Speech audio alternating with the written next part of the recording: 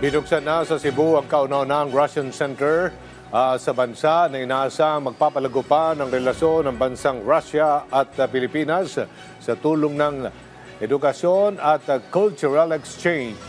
Si Jessie Atienza ng PTV Cebu sa sentro ng balita.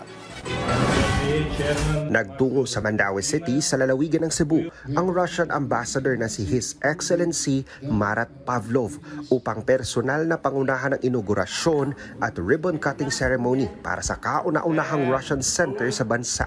Kasama ang Russian Honorary Consul ng Russian Federation to the Philippines na si Army Lopez Garcia. Ayon sa Russian Ambassador, malaking karangalan para sa kanila na mabuksan sa Mandaue City, Cebu ang Russian Center na inaasahang magpapalakas sa cultural engagement ng dalawang bansa. I'm really honored that now we are celebrating the opening of the Russian Center to promote our friendship, to keep it more strong. We are talking of many events that could be done on the basis of this Russian Center. Of course, lectures, of course, conference, of course, lessons with the pupils.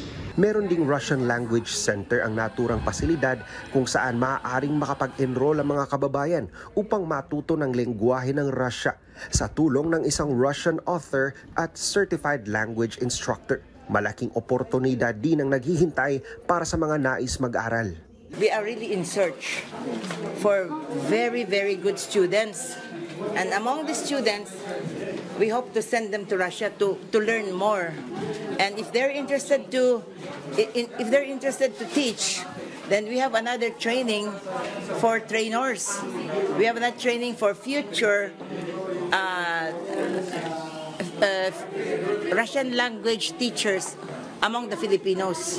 Ito na ika-104 na Russian Center sa buong mundo at inaasahang magkakaroon ng mga kolaborasyon ang center sa mga universidad sa lungsod at maging sa buong bansa upang mapalawak ang kaalaman at oportunidad ng mga interesadong kababayan. Mula sa PTV Cebu, Jessie Atienza para sa Pambansang TV sa Bagong Pilipinas.